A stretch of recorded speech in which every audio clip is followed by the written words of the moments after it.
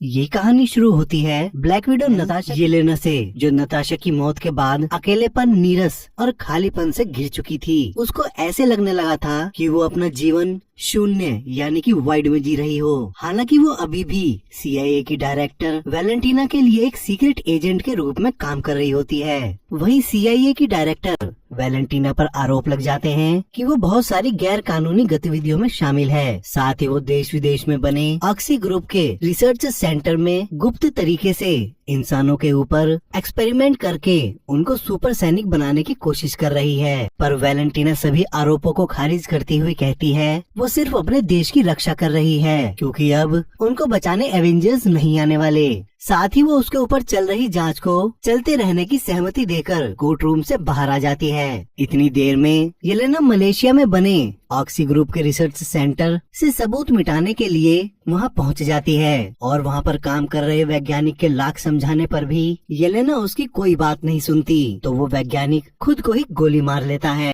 तो Yelena lab ही उड़ा देती है। असल में वैलेंटीना ने उसके खिलाफ सभी सबूतों को मिटाने के लिए ही ऑक्सी के सारे रिसर्च सेंटर से सबूतों को मिटाने का काम अपने सभी एजेंट्स को दिया था, और ये आखिरी लैब थी जिसको येलेना ने नष्ट कर दिया था। पर येलेना अब उसका और काम नहीं करना चाहती थी, तो वो 1 साल के बाद एलेक्सी से मिलने उसके घर जाती है। एलेक्सी को हमने ब्लैक विडो मूवी में देखा था। असल में एलेक्सी ने ही बचपन में कुछ साल नताशा और येलेना को पाला था, और येलेना उसे अपना पिता मानती थी। येलेना को इतना उदास और परेशान देखकर एलेक्सी उसको समझाता है कि उसको एक मकसद की जरूरत है, और इसीलिए उसको अपनी बहन नताशा के रास्ते पर चलकर एक हीरो की तरह देश और लोगों की जिंदगियां बचानी चाहिए। वहाँ से निकलने के बाद येलेना वैलेंटीना को कॉल करके आगे से खुलकर लोगों के सामने आकर काम करने के अपने इरादे के बारे में बताती है। तो वैलेंटीना उसे एक आखिरी काम गुप्त तरीके से करने को बोलकर उसको बताती है कि पहाड़ी की चोटी पर एक वेयर हाउस है जो ऑक्सी का एक बेहद एडवांस वॉल्ट है, और उसी की एक एजेंट जिसके पास गायब होने की शक्ति है वो उसको धोखा देकर वहाँ से ऑक्स की बेहद सीक्रेट चीजों को चुरा रही है। असल में वो agent Ant Man and the Wasp की एवा यानी कि घोस्ट होती है। वैलेंटीना येलेना को चोरी हो रहे सामान का पता लगाकर उस एजेंट को खत्म करने का आदेश दे देती है। येलेना उस एजेंट का पीछा करके वॉल्ट में घुस जाती है, लेकिन वहाँ येलेना पर जॉन हमला कर देता है। ये वही था जिसको स्टीव की जगह कुछ ही समय के लिए कैप्टन अमेरिका चुना गया था, पर अपना काम सही से न कर पाने की वजह से उसे इस पद से हटा दिया गया था, और अब सैम कैप्टन अमेरिका है। लेकिन तभी एक तीसरी एजेंट एंटोनिया, जो ब्लैक विडो मूवी में टास्क मास्टर थी, जॉन पर हमला कर देती है। तभी एवा, जो घोस्ट है, सामने आकर टास्क मास्टर पर हमला कर देती है। आपस की लड़ाई में एवा टास्क मास्टर को मारने में कामयाब हो जाती है, लेकिन उसी समय उनके सामने डरा सहमा सा बॉब नाम का एक लड़का आता है। तभी पूरा वॉल्ट अपने आप लॉक हो जाता है। ये सब होने से येलेना समझ जाती है कि वैलेंटीना ने उसके खिलाफ मौजूद सबूतों को पहले ही उनसे मिटवा दिया था, और अब सिर्फ हम एजेंट ही हैं जो उसके लिए सीक्रेटली काम कर रहे थे। हम ही उसके आखिरी सबूत बचे हैं, इसीलिए उसने हम सबको एक दूसरे के हाथों खत्म करने की ये साजिश रची थी। पर अब तो वो सभी इस वॉल्ट में फंस चुके थे। साथ ही एवा के लिए वैलेंटीना ने साउंड वेव बैरियर लगाकर उसे भी वहीं कैद कर लिया था। अब वॉल्ट में फंस जाने की खबर जैसे ही वैलेंटीना को मिलती है, वो तुरंत उन सबको जलाने के लिए 2 मिनट का टाइमर लगाकर उसके फायर सिस्टम को एक्टिवेट कर देती है। तो येलेना एवा को दरवाजे से बाहर निकालने के लिए साउंड बैरियर को पावर दे रही पावर बैकअप लाइन को ढूंढ लेती है, और जॉन उसे तोड़ देता है। इससे एवा दरवाजे के पार जाकर समय रहते बाहर से दरवाजा खोलकर उन तीनों को बचा लेती है। दूसरी तरफ वैलेंटीना की असिस्टेंट मेल उन सब के बच जाने की खबर उसे दे देती है। तभी वैलेंटीना की नजर बॉब पर पड़ती है, जिसके बारे में वो कुछ नहीं जानती थी। तो वो घबरा जाती है कि आखिर वो वॉल्ट में आया कैसे। तो वो मेल से उसकी सारी जानकारी निकालने को कहती है। साथ ही स्ट्राइकर टीम को उन्हें मारने के लिए भेज देती है, लेकिन उन दोनों को पता ही नहीं होता कि उनकी गाड़ी को चलाने वाला कोई और नहीं बल्कि येलेना का पिता एलेस्की था, जो उनका सारा प्लान और वॉल्ट की लोकेशन जान जाता है। दूसरी तरफ तरफ वो तीनों बॉब से उसके बारे में पूछते हैं तो बॉब बताता है उसे कुछ भी याद नहीं, बस इतना याद है कि उसने एक मेडिकल स्टडी के लिए अपना ब्लड डोनेट किया था। उसके बाद वो सीधा वॉल्ट में जागा। जॉन को उसकी बात सच नहीं लगती तो वो उससे भिड़ जाता है, पर बॉब को छूते ही जॉन अपने आप शांत हो जाता है। तभी येलेना दोनों को अलग करके माहौल को संभाल लेती है। फिर वो बॉब को समझाती है कि हम बस एक टीम बनकर ही यहाँ से निकल पाएंगे। इतने में जॉन वहाँ बनी लिफ्ट की मीनार वाली दीवार को तोड़कर रास्ता बना देता है, लेकिन मेन पावर कट हो जाने की वजह से लिफ्ट बंद पड़ी होती है। तो जब किसी को ऊपर चढ़ने का रास्ता नहीं सूझता तभी बॉब सबको एक दूसरे की पीठ जोड़कर सारी ताकत पैरों में लगाकर एक साथ ऊपर चढ़ने की सलाह देता है और सब ऐसा ही करके धीरे धीरे ऊपर चढ़ने लगते हैं। वहीं दूसरी तरफ मेल वैलेंटीना को बताती है कि बॉब मलेशिया वाले रिसर्च सेंटर में एक वॉलंटियर था। तो वैलेंटीना कहती है जिस किसी भी इंसान पर ये एक्सपेरिमेंट हुआ था वो सभी मारे जा चुके थे, कोई नहीं बचा। तभी उसको एहसास होता है कि बॉब इस एक्सपेरिमेंट में नहीं मरा क्योंकि उस पर ये एक्सपेरिमेंट कामयाब हो गया था। इधर जॉन ऊपर चढ़ने के चक्कर में अपनी सपोर्ट छोड़ देता है, इससे बाकी तीनों नीचे गिरने लगते हैं, पर वो एक दूसरे को हवा में पकड़कर बचा लेते हैं। अब जॉन सबको धीरे धीरे ऊपर खींच लेता है। जॉन की ये हरकत किसी को पसंद नहीं आती। जॉन फिर भी बॉब का हाथ पकड़कर जैसे ही उसे ऊपर खींचता है तो जॉन शून्य के अंधकार यानी कि वॉइड से होता हुआ अपनी एक पुरानी याद में चला जाता है, जब वो अपने बच्चे और पत्नी को कोई तजव्वो नहीं देता था। तभी येलेना उसको आवाज लगाती है तो जॉन देखता है कि वो मीनार के किनारे पहुंच चुका था और नीचे गिरने ही वाला था। फिर वो जैसे ही बाहर निकलने के लिए झांकते हैं वो देखते हैं वैलेंटीना की पूरी स्ट्राइकर टीम वहाँ आ चुकी है। उसी समय वैलेंटीना भी वहाँ पहुंचकर कमांडो को बताती है कि अब उसको उन चारों को जिंदा पकड़ना है। इतने में येलेना दरवाजे के बाहर एक विस्फोट कर देती है तो स्ट्राइकर टीम की पहली टुकड़ी उनको पकड़ने के लिए अंदर आ जाती है। वहीं येलेना बॉब को समझाती है कि अगर वो उसके पीछे रहेगा तो सेफ रहेगा। इस पर बॉब उससे कहता है कि वो हमेशा से अकेला ही रहा है और अब उसको ऐसा महसूस होता है जैसे उसने कुछ बहुत ही बुरा किया है। तो येलेना उसको समझाती है कि हम सब ने ही बहुत कुछ बुरा ही किया है। इतनी देर में जॉन स्ट्राइकर टीम की पहली टुकड़ी को अकेले ही खत्म करके गायब हो जाता है। तो येलेना को लगता है कि जॉन उनको छोड़कर वहाँ से जा चुका है। अपनी पहली टीम से जवाब न आने की वजह से कमांडर अपनी दूसरी टुकड़ी अंदर भेजता है तो येलेना उससे बॉब को बचाती हुई सबको मार डालती है। उसी समय जॉन भी उनके सामने आ जाता है। फिर वो वहाँ से निकलने के लिए स्ट्राइकर टीम की यूनिफॉर्म पहनकर बाहर निकल आते हैं। उसी समय एवा गाड़ी लेकर आ जाती है। वो वहाँ से निकल ही रहे होते हैं तभी ये गार्ड उनको रोककर उनकी पहचान पूछता है। इससे उसकी और जॉन की बहस हो जाती है तो वो सबको गाड़ी से बाहर निकलने के लिए कह देता है। अब इससे पहले वो आपस में भिड़ते तभी बॉब गाड़ी से निकलकर हवा में गोलियां चलाते हुए सबका ध्यान अपने ऊपर खींच लेता है तो कमांडर उसे खतरा समझकर उस पर गोलियां चलवा देता है। अब इससे पहले वैलेंटीना फायरिंग को रुकवाती इतनी देर में हजारों गोलियां बॉब को छलनी कर देती हैं। बॉब के मारे जाने की वजह से येलेना दुखी हो जाती है और फिर वो तीनों वहाँ से निकल जाते हैं। उसी समय बॉब फिर से उठ खड़ा होता है। सभी लोगों के साथ वो खुद भी ये देखकर हैरान था कि इतनी गोलियां लगने के बाद भी उस पर एक खरोंच तक नहीं थी। अब इससे पहले सैनिक उस पर फिर से गोलियां चलाते वो बादलों को चीरता हुआ बहुत तेज रफ्तार में सीधा ऊपर उड़ जाता है और बादलों के ऊपर हवा में ही ठहर जाता है। अब इससे पहले बॉब कुछ समझ पाता वो वहीं बेहोश होकर इतनी तेजी से जमीन पर गिरता है मानो जैसे किसी ने जमीन पर मिसाइल मारी हो। उसके प्रेशर से येलेना की गाड़ी भी पलट जाती है। वो तीनों बॉब की ऐसी ताकत देखकर सोच में पड़ जाते हैं। तो येलेना एवा को रिसर्च पेपर दिखाती है जिस पर बॉब के एक्सपेरिमेंट के नोट्स थे। उससे उन्हें पता चलता है कि वैलेंटीना ने एक ऐसा महाशक्तिशाली इंसान बनाया है जिसके अंदर 100 सूरज की शक्ति है। उन नोट्स को देखकर जॉन बताता है ये सेंट्री है। ऑक्स की लैब में इस पर ही एक्सपेरिमेंट चल रहे थे पर एक्सट्रीम जाने के चक्कर में सारे टेस्ट सब्जेक्ट मारे गए और वैलेंटीना ने वही सब सबूत मिटाने के लिए मुझे वॉल्ट में भेजा था। अगली सुबह वैलेंटीना हेलीकॉप्टर की मदद से बॉब के शरीर को लिफ्ट करवा के न्यूयॉर्क में अपने नए वॉच टावर के लिए रवाना कर देती है और मेल से जल्दी उन तीनों को ढूंढकर खत्म करने को कहती है। दूसरी तरफ एलेक्सी येलेना को ढूंढता हुआ उसके पास आकर कहता है कि वॉल्ट में मत जाना, वैलेंटीना ने तुमको जलाकर मारने का प्लान बनाया है। उसके बाद येलेना के पूछने पर वो बताता है कि प्लान बनाते समय वैलेंटीना ने अपनी असिस्टेंट को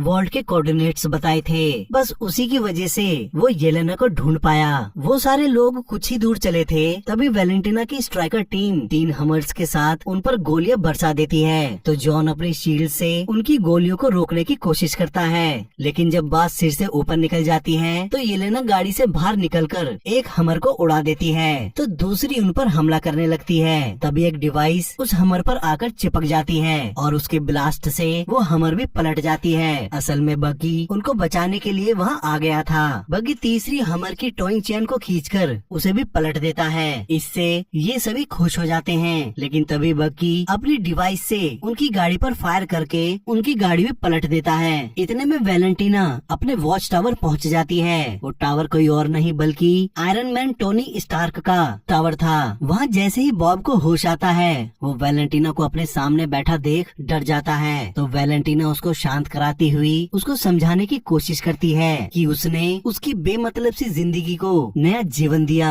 और जिनके साथ वो था वो सब क्रिमिनल्स थे। ये सब बात समझाती हुई वैलेंटीना बॉब को अपनेपन का एहसास कराने की कोशिश में उसका हाथ पकड़ लेती है, पर हाथ पकड़ते ही वो अंधकार में घिरकर शून्य यानी कि वॉइड में पहुंच जाती है और वो मंजर देखती है जिसमें बचपन में उसकी गलती की वजह से उसके पिता के दुश्मन ने उसके पिता की हत्या कर दी थी। फिर वो जैसे उस याद से बाहर आती है वो तुरंत मेल से सुबह प्रेस कॉन्फ्रेंस अरेंज करने को कहती है। साथ ही वो उस किल स्विच को भी लाने को कहती है जिससे वो खतरा भांपकर सेंट्री प्रोजेक्ट को बंद कर सके। दूसरी तरफ बक्की उन चारों को पकड़कर बांध लेता है और उनको बताता है कि उन्हें महाभियोग कमेटी के सामने वैलेंटीना के खिलाफ गवाही देनी है। इस पर वो उसको सारी कहानी बता देते हैं। साथ ही वो बॉब और सेंट्री प्रोजेक्ट के बारे में भी उसको सब बता देते हैं, पर बकी को उनकी बात पर विश्वास नहीं होता। तभी मेल बकी को कॉल करके वैलेंटीना के इरादों और बॉब के बारे में बताती है। तब जाकर बकी प्रोजेक्ट सेंट्री की गंभीरता को समझता है और वो तुरंत सबको आजाद करके बॉब और वैलेंटीना को रोकने के लिए उन सबको उसका साथ देने के लिए कहता है। इस पर येलेना उसको बताती है कि हम सही लोग नहीं हैं। तो बकी उनको समझाता है कि वो खुद इस दौर से गुजर चुका है जिससे वो लोग अब गुजर रहे हैं, और अगर कल उनको सिर उठाकर जीना है तो आज उनको अपने अतीत का सामना करना ही होगा। तो वो सभी उसका साथ देने को तैयार हो जाते हैं। इधर वैलेंटीना बॉब को उसकी शक्तियों को काबू करने की ट्रेनिंग देना शुरू कर देती है। इतने में बकी सबको एक ट्रक में बैठाकर वॉच टावर की बिल्डिंग में घुस जाता है। फिर सब मिलकर वहाँ मौजूद स्ट्राइकर टीम को जैसे ही मारते हैं तभी वैलेंटीना स्पीकर पर बोलकर बताती है कि तुम लोग सीधा ऊपर आ जाओ, तुम्हारे लिए दरवाजे खोल कर रखे थे। तो वो सभी शांति के साथ लिफ्ट लेकर वैलेंटीना के पास आ जाते हैं। वैलेंटीना बॉब को सेंट्री की यूनिफॉर्म में उनके सामने लाकर बताती है कि सभी एवेंजर्स की शक्ति एक साथ मिलाने के बाद भी ये उनसे बहुत ज्यादा ताकतवर है। फिर वैलेंटीना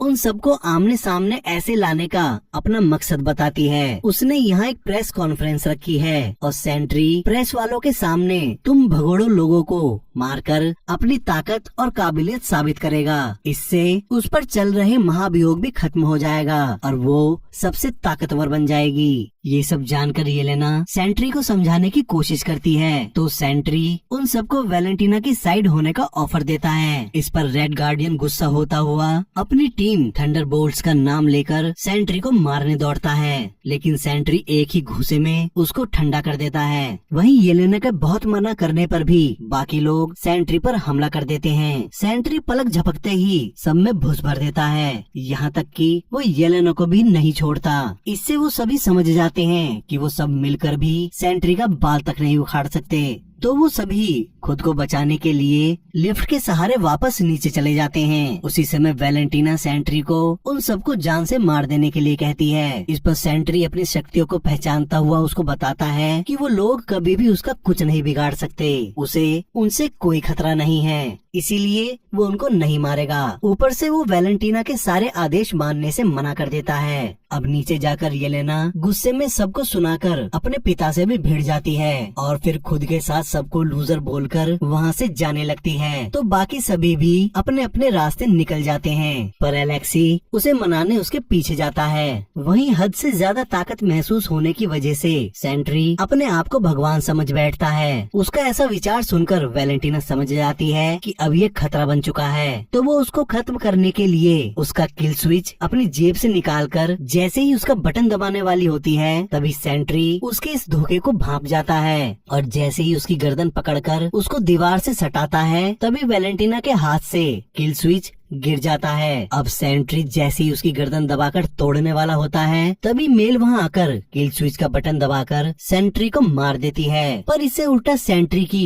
विनाशकारी ऑल्टर ईगो ट्रिगर हो जाती है और वो पूरी तरह से ब्लैक शैडो यानी कि वॉइड में बदलकर हवा में आकर खड़ा हो जाता है। उसको देखकर एक सैनिक उस पर गोलियां चला देता है, तो वॉइड बना सेंट्री अपनी उंगलियों के इशारे से ही उस सैनिक को भी शैडो बना देता है। साथ ही उसको मारने आए हेलीकॉप्टर में मौजूद सैनिक और पायलट को भी वो शैडो बनाकर मार डालता है, जिसकी वजह से उनका हेलीकॉप्टर बिल्डिंग से टकरा जाता है। इससे बिल्डिंग का मलबा नीचे खड़े लोगों के ऊपर गिरने लगता है। तभी एलेक्सी, येलेना और बाकी थंडरबोल्ट्स की टीम लोगों को बचाने में लग जाती है। फिर जैसे ही वो सबको बचा लेते हैं तभी आसपास खड़े लोग उनके लिए तालियां बजाना शुरू कर देते हैं। सम्मान का ये एहसास उन सभी के दिलों में खुशी की लहर ला देता है। लेकिन तभी वॉइड लोगों को शैडो में बदलना शुरू कर देता है और अपना अंधकार फैलाने लगता है। तो येलेना बॉब के अकेलेपन को महसूस करती हुई खुद को अंधकार को सौंप देती है और खुद भी छाया में बदल जाती है। ये देखकर उसका पिता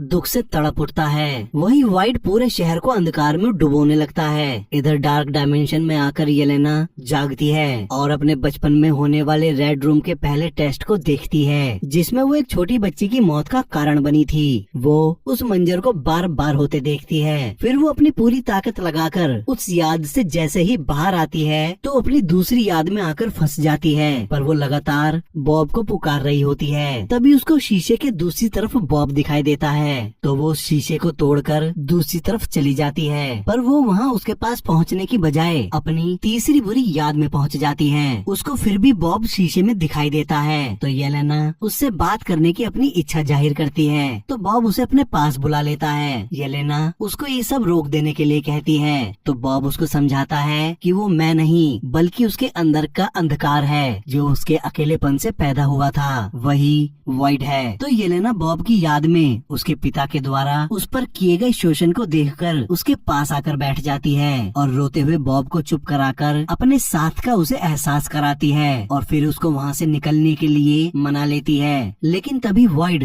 उन दोनों पर हमला करके उनको वहीं मारने की कोशिश करता है। ठीक उसी समय एवा, बकी, जॉन और एलेक्सी अपने अतीतों से लड़ते हुए वहाँ पहुंचकर उनको बचा लेते हैं। अब वो सभी वहाँ से निकलने के लिए बॉब की सभी भयानक यादों से होकर गुजरने का प्लान बनाते हैं और एक एक याद से बॉब को और खुद को बचाकर निकालने लगते हैं। वो आखिर में सीधा मलेशिया में मौजूद ऑक्स की उस लैब में पहुंच जाते हैं जहां पर बॉब के ऊपर एक्सपेरिमेंट किए गए थे। लैब में उसको बॉब की जगह वॉइड मिलता है। वो बॉब को छोड़कर सबको बांध देता है, तो उन सबको बचाने के लिए बॉब वॉइड से ही भिड़ जाता है और बदहवासी में वॉइड को मारता चला जाता है। इससे वॉइड की शैडो धीरे धीरे उस पर भी चढ़ने लगती है। उसको फंसता देख येलेना पूरी ताकत लगाकर अपने बंधन से बाहर आ जाती है और उस पर गिर रहे सामानों से बचती हुई बॉब को पीछे से आकर थाम लेती है और उसको बताती है कि वो अकेला नहीं है। उसके बाद सभी खुद को छुड़ाकर बॉब को पकड़कर हमेशा उसके साथ रहने का वादा करके उसको पीछे खींच लेते हैं और रोशनी फिर से पूरे शहर को उजाले से भर देती है और जो सभी लोग शैडो बने थे वो भी वापस आने लगते हैं। साथ ही वो सभी देखते हैं कि भूलने की बीमारी की वजह से बॉब सारी घटनाओं को भूल चुका है। उसी समय सबकी नजर वैलेंटीना पे पड़ती है, तो वो सभी उसको पकड़ने के लिए आगे बढ़ते हैं, पर वैलेंटीना तुरंत पर्दे के पीछे जाकर उन सबको पहले से ही सेट की गई प्रेस कॉन्फ्रेंस में सब पत्रकारों के सामने लाकर नए एवेंजर्स की घोषणा कर देती है। ये बात थंडरबोल्ट्स की टीम को भी चौंका देती है। फिर वैलेंटीना बताती है कि वो सालों से इसी प्रोजेक्ट पर काम कर रही थी। सभी लोग नए एवेंजर्स का तालियां बजाकर स्वागत करते हैं। तो येलेना वैलेंटीना को कान में धमकी देकर अपने इस सम्मान को पाकर तसल्ली भरी गहरी सांस लेती है। दोस्तों, इसके पोस्ट क्रेडिट सीन में न्यू एवेंजर्स और बॉब को स्पेस से एक नए खतरे का संकेत मिलता है। तो सैटेलाइट से पता चलता है वो एक विशाल स्पेस शिप है जिस पर बहुत बड़ा नंबर 4 लिखा होता है। इसका मतलब था कि फैंटास्टिक 4 वापस अर्थ पर आ रहे हैं।